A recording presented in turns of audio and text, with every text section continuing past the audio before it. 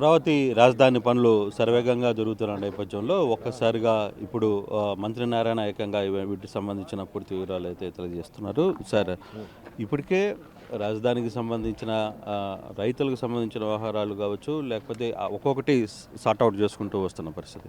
రోడ్లకు సంబంధించిన వ్యవహారంలో ఎన్ని రోజుల్లో కంప్లీట్ అయ్యే పరిస్థితి?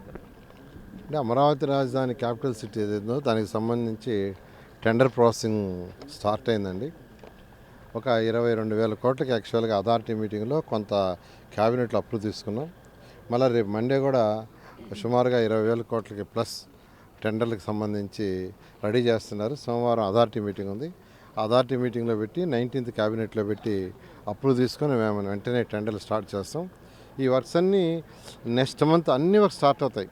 ఏదైతే అధికారుల కోసం కన్స్ట్రక్ట్ చేస్తున్న 3,006 బిల్డింగ్ స్టార్ట్ అవుతాయి, 5 ఐకానిక్ టవర్స్ స్టార్ట్ అవుతాయి, అసెంబ్లీ స్టార్ట్ అవుద్ది, హైకోర్టు స్టార్ట్ అవుద్ది, ఇక్కడ ట్రంక్ రోడ్స్ 360 కిలోమీటర్లు స్టార్ట్ అవుద్ది, అదేవిధంగా లేఅవుట్స్ రోడ్ సుమారుగా 1,500 కిలోమీటర్లు అది స్టార్ట్ అవుద్ది. ఇవన్నీ కూడా కంప్లీట్గా స్టార్ట్ అవుతాయి.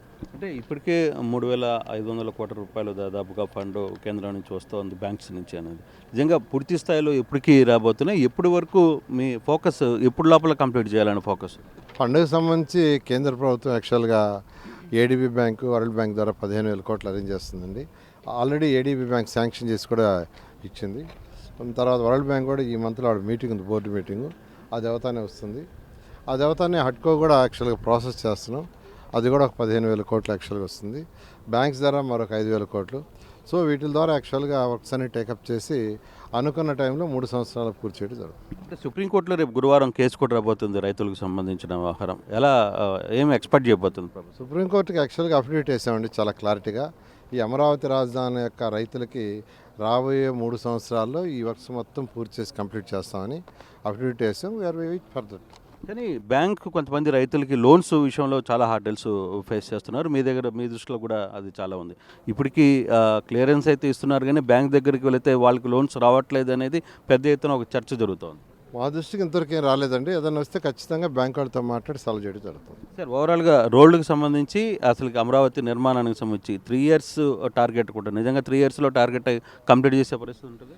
ఖచ్చితంగా అయిపోతుందండి, ఇబ్బంది ఏం లేదు ఖచ్చితంగా. ఎందుకంటే ఆల్రెడీ స్టార్ట్ చేసి రోడ్లు ఒక లేయర్, 2 లేయర్, 3 లేయర్లు అయిపోయింది యాక్చువల్గా.